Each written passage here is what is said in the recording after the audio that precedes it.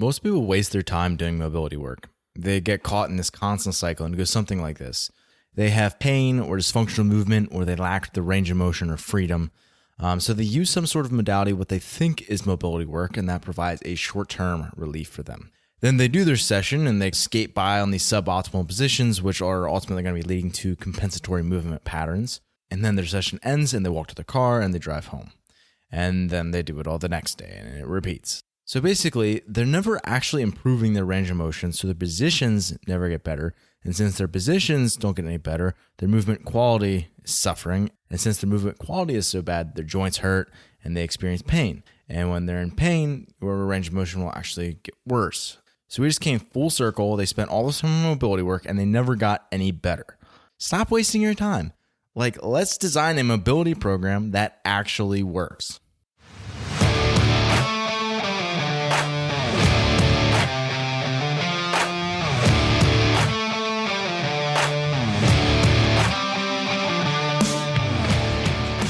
The Fitness Movement is brought to you by Zor Fitness. We offer coaching and individualized program design, as well as educational content for coaches and athletes. It's all one place, zorfitness.com. So today's outline, I'm going to start off actually about defining mobility so we have some context for our conversation for today. And then I'm going to go through 3 mobility truths. So 3 things that are true about mobility that I think a lot of people do not necessarily abide by. 2, then we'll go into actually assessing your mobility to see where you're at and what tools we can use to assess that. And then as part of that, I'm going to go into muscle tightness versus muscle shortness.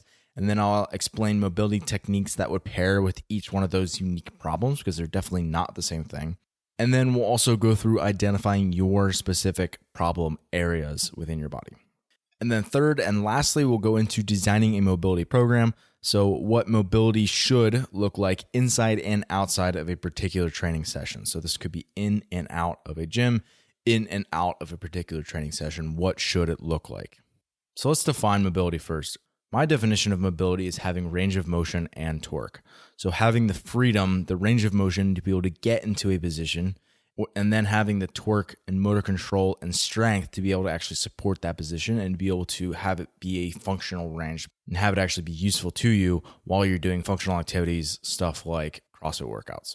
So again, that's how I'm defining mobility, range of motion plus torque. So everything that I talk about in this episode, that's the lens I'm filtering everything through. So when I talk about mobility training, it really could be a lot like movement training because I'm getting to that end process of having not just the range, but also to be able to control that range with good quality movement. That's the goal.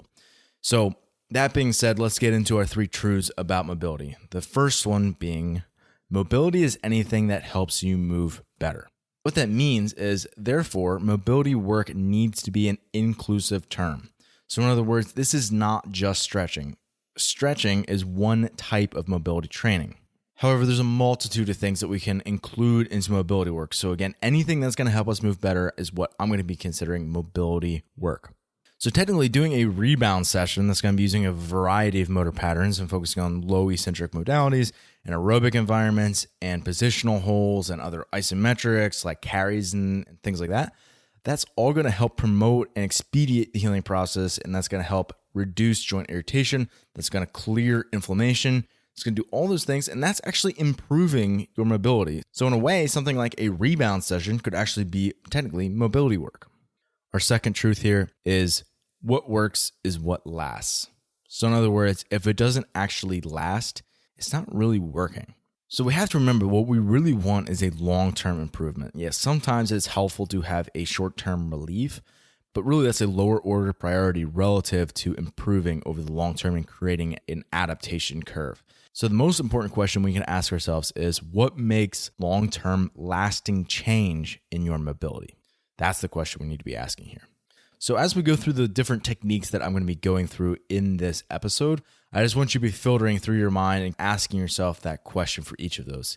Again, what makes long-term lasting change in your mobility? What is lasting? Not just works, what lasts? Then truth number 3 is a strong, enduring stimulus is what drives change. Another way you could say that is a constant, not just enduring, but constant stimulus. So I don't necessarily mean that we have to be doing this constantly, but over the course of a period of time and throughout your life, you are continuing to push yourself in the direction that you need to go. And if I take this example to the extreme, imagine I have someone who wants to improve their back squat by 100 pounds. We could have that person squat once a month to a max. That would certainly be a strong stimulus. However, it would certainly not be an enduring stimulus in the sense that it's constantly coming back around and showing itself again and again. Whereas if I had that same person squat twice a week, now they're seeing that stimulus 8 times as often. Their body has a lot more of a reason to actually adapt to that stimulus because you're seeing it more often. But we could also take the same idea and swing it the other way, where if someone has a constant stimulus, but it's not nearly intense enough where it's actually going to produce any sort of adaptation. So if we have a person who wants to run a 3-hour marathon and they walk 10 miles every day, they're never going to be at the intensity threshold that they need to be able to drive the adaptations that they need to be able to get the effect that they want out of that. Like, you're never going to be able to hold a 3-hour marathon pace if you're constantly walking at a much lower intensity. So I'm taking these to the extreme, but it's to illustrate the point that if you don't have both the strong and the enduring stimulus, it's got to show up often and it's got to be strong enough that your body has a reason to drive that adaptation. And that's one of the errors that I see with people who are doing mobility work, is that it's not something that is actually challenging them. So we need 2 qualities to really drive the change in mobility work. We need tension and we need time. And that's what I mean by that strong, enduring stimulus, is that we have to spend the time in the position. That's the first thing. If you don't actually spend the time, you're not going to get the adaptation that you want. But 2, if you don't actually load that tissue, you're not going to have any functional range with it. You're not going to be able to produce force in the range of motion that you want unless you load that range. So we have to have the tension and we also have to have the time. So really the key here is doing things that are going to challenge your mobility that don't cause joint strain. That way we continue to get in better positions over time. And as we have someone work for better movement, this improves their stability, it improves their joint centration, and that's going to both impact mobility. And that's something that I actually talk about in my article, Why Your Mobility Isn't Improving. I'll link to that in the show notes if you want to get more on that. It deals a lot with core strength and the role of that in mobility. So go check that out. I'll link to it in the show notes at zorfitness.com/podcast/018. So let's switch gears. We're going to talk about assessing your mobility. The first thing I want to address here is muscle tightness versus muscle shortness. So a lot of people don't distinguish between those two, where they think, oh, if my muscle's tight, that automatically means that my muscle is short and that I need to stretch it to improve it. When in reality, a tight muscle is one that is carrying tension. So there's a low-grade contraction that's going on. So in other words, there's a CNS, a central nervous system input, and that is what's preventing you from actually creating more length. It's not necessarily the length of the muscle, it's that you are constantly contracting that muscle and it's tight. So this is exactly what happens when someone has DOMS, delayed onset muscle soreness, where you get really sore. So say you did Murph and 2 days later, your quads are just destroyed and you try to do a snatch workout and you can't even get into the positions because your quads are just so tight. That's not because they're too short. Like, you didn't lose muscle length over the course of those 2 days. It's just that your brain is telling your body that you should not go into those ranges because you're going to create more muscle damage. So your body creates pain in a low-grade contraction so that you don't go into those ranges so that you don't create more damage. So someone who's tight all the time, and it's not necessarily because they're super sore or something like that, but they just have poor tissue quality as a whole, doing things that are relaxing protocols are going to help that a lot. So things like foam rolling, like smashing and scraping and self-massage and doing trigger points and cupping and passive stretching, like ROMWOD, like all of those things can certainly help tone down the nervous system and help that person to relax and to be able to create an environment in that muscle and throughout their whole nervous system that's going to allow for more range. So if you're someone who's tight, you might respond very well to something like foam rolling, whereas someone has a short muscle where they actually lack the length, that might not help them very much.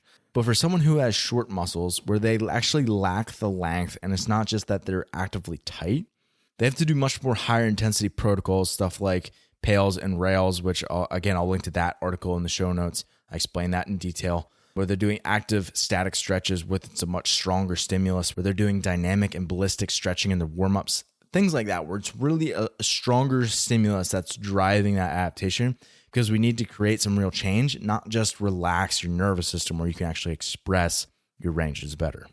So that's the first thing we need to do when we're assessing mobility, is distinguish between, am I tight or am I actually short in my muscle? That's the first thing that we need to address. And then part 2 is actually identifying certain problem muscle groups.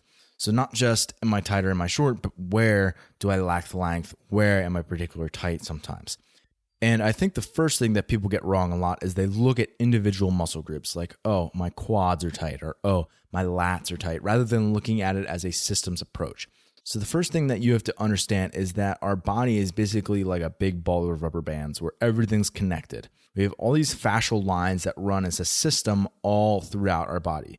So I like comparing it to like a spider web, where if you try to pull on one corner of the spider web and only manipulate one corner, say I try to stretch my quads, I try to pull on that one little corner of the cobweb, that spider web is going to pull every part of that spider web around. So we can't do one thing without impacting everything else because everything is interconnected. So if we understand that we have fascia that encases the muscle and wraps around it and connects from one area of the body to another in these lines, it gives us a much better understanding of mobility as a systems issue. So mobility is a systemic problem. It's not one particular area. Like you might have poor soft tissue quality in one particular muscle belly, but that doesn't necessarily mean that you should only try to address that one specific tissue. You need to address the system as to why that tissue is flaring up. So a little test for yourself, the fascial lines, explaining them and how they work and how they interact. Do a forward fold, just like a hamstring stretch, and see how much range you have, like how close can you get your hands to the ground. And then roll out the bottoms of your feet barefooted with a lacrosse ball just for like 2 minutes, just like a self-massage, and then retest your forward fold, that hamstring stretch. You should see a big improvement in how far you can actually go. And it's just because you're cueing that fascia to relax. And if you can create slack in that system downstream, upstream is going to have more slack. So you have to understand that this is a systems issue when we're talking about mobility. One of the ways I like thinking about identifying problem muscle groups is thinking whether it's like an anterior or posterior issue or an upstream or downstream issue. So let's just take anterior versus posterior. So front of your body versus back of your body. So for some people, they have a lot of issues in the front of the body where their quads and hip flexors and abs might be really tight. So they have a hard time with deep knee flexion getting into the bottom of a squat. Or maybe they're tight on the posterior where their calves, their hamstrings, their glutes, their low back is all kind of balled up and tight, and that's preventing them from being able to have a good hip hinge pattern. They have a hard time with snatches or deadlifts or cleans, getting into a good position with the right pelvic orientation. So as you start thinking about your specific limitations, one of the things that you need to be thinking about is what other things are going to be impacted. So I use that example of a spider web. If you're pulling on one thing, if you're having some sort of compensation pattern, what does that mean for the system? So where are you making up that ground? If you're still snatching and your thoracic spine is all balled up and really tight and doesn't have good range, where are you making up that ground? Something has to make up that ground. So is it your wrist? Is it your shoulder? Is it your lumbar spine? What is making up that ground? So where people get into issues with mobility work is that the joints that are supposed to be mobile are tight and the joints that are supposed to be tight are mobile. So for example, your hips are supposed to be a mobile joint. Your lumbar spine is supposed to be a stable joint. Your thoracic spine is supposed to be a mobile joint. So if your thoracic spine is tight, which is super common for people, and your hips are tight, which is super common for people, then you have to make up the ground anytime you're doing movement with your lumbar spine, which is supposed to be a stable joint. And what happens is we took something that was supposed to be a stable joint and we made it a mobile joint. And guess what? Now we have all kinds of pain in our lower back. And it's not because our lower back is the issue. It's because the joints that were supposed to be mobile were not mobile. So we have to do our due diligence in figuring out what joints are issues and what fascial lines are problems, and then identifying particular stretches or protocols that are going to work for your specific problem areas. So let's take this and switch gears where we actually are starting to talk about program design. So I'm going to think about this mainly 2 different ways, either thinking about it as something that's outside of exercise or a post-exercise program. So it's mainly static stretches with longer holds. So I'll say anything above a minute, let's just call that longer. And then the other category is warming up for a particular training session, which this is going to be much more so active stretches with short durations. And the main reason for that is because static stretching is going to be reducing your power output. So the reason we're not doing static stretches, think about like just a longer stretch where it's maybe 30, 40, 50 seconds up to 5 or 10 minutes potentially. The reason we're not doing that is because static stretching has been shown through research to reduce your power output. So we don't want to blunt our power output for our actual session. So we're making sure that we're keeping those stretches short. So we're improving the range of the short term so we can have a better quality session and better movement in our session, but we're not necessarily trying to drive change during that time. So examples of active stretches that we could be doing, as I said before, PAILs and rails. Again, I'll link to that in the show notes. We could do things like positional holds, which are going to demand a lot of our mobile joints. So like if we think about just like an air squat hold, that's going to demand a certain position for your hips, for your knees, for your ankles, for the arches of your feet, for all those different joints. There's a demand there.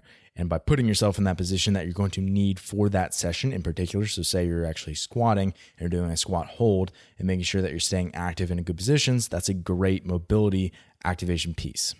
We can do things like dynamic stretching where we're going through the range of motion that we need and claiming that range of motion ahead of time so that when we go to hit those positions in our workout, they're there for us. And then ideally, we're combining these different modalities with rate of force development drills or plyometrics to minimize that power from dropping. So inevitably, if you are holding a position, unless you're being super active and trying to create a lot of tension in a position, which I do recommend sometimes, but if you're not doing that, you probably are going to have a small dip in your power output, just a small blunt. So if you are doing things like static stretching before your workouts because you just can't get in the positions otherwise, then I definitely would put those with a rate of force development drill, something like a plyometric, even if it's a depth jump or a broad jump or a short sprint or pogo hops or anything like that, where it's going to be a high neural drive activity. It's going to excite your nervous system and it's going to get you to a place where you're ready to lift heavy and produce force quickly. So I'm going to give you an example. So some of my target areas, number one is the hip flexors, so like iliopsoas complex and the quads. And that's just because I'm not using this as an excuse, but I've had 4 knee surgeries and I have relatively long femurs. So to get into good positions, that's just something that I have to do as a maintenance thing. Shoulder flexion isn't super great, so my pecs and biceps are relatively tight. I've done a lot of pressing and pulling and just a lot of hypertrophy bodybuilding style protocols in those tissues in particular. Like I'm a high school kid, I'm trying to get jacked. So I did a lot of that. But I've also had a labral tear in my left shoulder. So those are things that I'm constantly working on. And then my front rack in general isn't super great. So I'll just chalk that up to T-spine, lats, long-headed triceps. Those are the biggest areas. So there's both a compression and extensibility issues. So what I mean by that is compression actually could be an issue with like the bicep isn't compressing enough. It isn't pliable enough where I can get into a decent position and still have blood flow. And extensibility is what I mean by, like, for example, the compression would be like the bicep. The extensibility would be like the tricep, where it just doesn't have the length that it needs.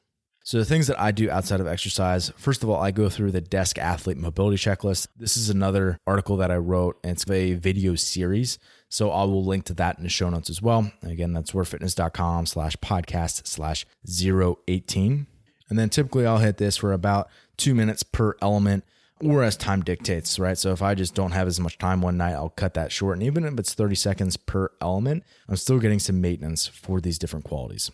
So as part of this checklist, you'll see I'll be going through my hip flexors because I spend a lot of time sitting, shoulder flexion because I spend a lot of time with my hands out in front of me on a keyboard a lot, just with programming and writing and doing all these different things on a computer. It's just kind of the nature of the job. Also, my hands are pronated a lot, so that's an issue. I'm getting more into supination. And then the front rack position where I just spend a lot of time on screens. It's an inevitable part of my job where I have to spend a lot of time in that forward neck position, rounded back to a degree. And I can do things to prevent that and minimize that and work on my ergonomics. But to a certain degree, that's just an inevitable part of the job. And I have to minimize that and try to take breaks and do stuff to counter that to the best of my ability. And then I'll just do a lot of flow work. So I try to do about 5 minutes per morning where I just get up and start moving. And this is something that's very difficult to explain. And I'll just go through different stretches, a little bit of active mobility pieces, and I just link all those things together and I kind of have it be an informed freestyle where I'm moving around, I'm hitting different positions, and I'm doing different things where I have to get in positions. And once I find something that's tight, I spend a little bit of time on it and then I move on right away. I just set a 5-minute timer when I do that, and that just helps me stay on track and stay focused because it's only 5 minutes and I can get to it and get done really quickly. So beyond the Desk Athlete Mobility Checklist and my flow work, now I'm still talking about outside exercise, I do certain things to target specific weaknesses. And when I do this, I go through a 3-step process. And this is something that I definitely want people to take away from this. step number 1 of this process is I'll do something to massage or smash that particular body part. And I'm doing this for the point of relaxing and trying to lower my CNS input. So my goal is not to be rolling or smashing a particular body part, my face to be grimaced because I'm in pain. The goal is for you to massage it and help yourself relax into that. So you're breathing in a way that's relaxing, you're massaging in a way that's relaxing. So the goal is for you to relax. So say for me, I'm working on my overhead position. This could be a 30-second foam rolling of my lats per side. And then step number 2 is getting as deep as I can into a static stretch without having joint pain or muscular tension. So I'm trying to get as much range of motion here as possible that I would consider to be quality, where your body's not having a signal where you're trying to get out of that. So my example of this would be a 1-minute kettlebell anchored T-spine opener. So I put like a foam roller right across my T-spine. I'm anchoring my hands over my head with a kettlebell. My arms are locked out, and then I'm sinking my hips down. So I'm opening up my shoulders. I'm opening up my T-spine, so I'm hitting my lats. I'm hitting the long head of my triceps. I'm hitting potentially some pec. I'm hitting the T-spine. And then I'm going to, lastly, number 3 here, go and load that new range. So I got to give my body a reason to have that new range, let's just call it stick around. We have to have enough of a stimulus to drive that adaptation. So here it would just be like maybe something as simple as a 15-second wall-facing handstand hold, where I'm really focusing on driving my shoulders open and thinking about pressing and squeezing my abs and creating an open shoulder, extended T-spine position. So the 3-step process, this could go for any number of body parts, as you massage it or smash it in a way that is relaxing to you. And then you go into a static stretch and really try to get more range of motion. And with that range of motion, then you go and load that new range. So give it that body a reason for it to stick around. So if we took that same structure and applied it to the quads, we could foam roll the quads for 30 seconds per side into a 1-minute couch stretch per side. We're really focusing on driving the hips back into the wall and getting that knee back into the corner. We're really getting in deep into the quad, creating a lot of range, but again, not in a way that is painful or creating more muscular tension. We're trying to relax in that position. And then lastly, we're going to take something like a kettlebell and do a goblet squat hold. We're creating tension at that end range and giving our body a reason for that new range to stick around. So that's what I would do if you think you have a particular body part that is a problem child or issue for you. That's the 3-step process that I would go through. Massage, static stretch, and then do something to claim that new range through a loading, tension-based exercise. And then lastly, let's talk about mobility work within a training session. So actually, in your training session, what should that look like? And the first thing here is the better that your mobility actually is, the less you should be doing in your training session. So if you have great mobility, you need to do much less stretching or mobility work or movement prep to be able to get into a good position. You can warm up less, which allows you to get to heavier weights quicker while you're fresher, and you're ultimately going to be able to lift more load by doing that. But for people who have suboptimal positions, which is pretty much everyone, you're definitely going to need to be doing at least something to improve your positions earlier on in your session or at the end of your session. So I've outlined here 7 different steps that you could be going through. You don't have to go through all of them, but things that you could go through to incorporate mobility work into a session. So the first thing is just a thermogenic warm-up. So in other words, you're raising your body temperature. So technically a thermogenic warm-up is like saying a warm-up, because it's the exact same thing. It's warming up, literally taking the temperature of your body and warming it up. So the easiest way to do this is just doing some very easy aerobic work. So for my athletes, this is zone 0, where it's very easy. Their heart rate's below 60% of their max. And this is something where it's usually erg-based, nasal breathing, very easy, probably about 5 minutes. And this way your joints are getting lubricated, like synovial fluid starting to move around. And also the muscle is getting to the ideal temp for contraction, which is around 101 degrees Fahrenheit in the muscle. So 2 is going into movement prep. So this is, we could call it dynamic mobility work, where something like alternating lizards, up dog to down dog, calisthenics, like a walking quad stretch or walking knee hugs, or the Zor squat sequences. All those things would be great examples of dynamic mobility work. And then 3 is any active stretches that you need, which shouldn't be every session. So for example, if you're doing a power jerk, doing something like an elevated cat pose with a max effort shoulder flexion, where you're really pulling your shoulders open, activating the whole back half of your shoulder and all the musculature around your scapulas. And then for the front rack of that push jerk, we could be doing something like a banded front rack stretch, or we could do front squats with straps. So your full hand has to be on the bar, or even just a front squat with a hook grip would work really well. And then once we've gotten through those active stretches, and that should be not every session, but it should be tailored to that session, then we can go into some sort of plyometric or rate of force development work or sprint activity. So this will help us regain our rate of force development. That's just our overall nervous system tone, getting back into the nervous system state that's going to allow us to express heavy loads. Then I would have someone go into any sort of strength or skill work. And then next would be any sort of conditioning or accessory work. So that's kind of the priority of the session. That could change based on someone's unique priorities and demands and where they're at. Like, for example, if you're doing competition prep, sometimes you have to lift heavy under fatigue. But as a general rule of thumb, strength before accessory conditioning is probably a good rule of thumb to have. And then lastly is your cool down, where you're actually going to be flushing, so clearing any waste products, and then doing static stretching to actually drive the change in the range of motion improvements. So as I was preparing for this podcast and getting my notes together and thinking about it and processing how I want to lay out this information was to couple this podcast with a program. So I created a program and it released yesterday. So it is live right now. It is called Overhead Squat Mobility.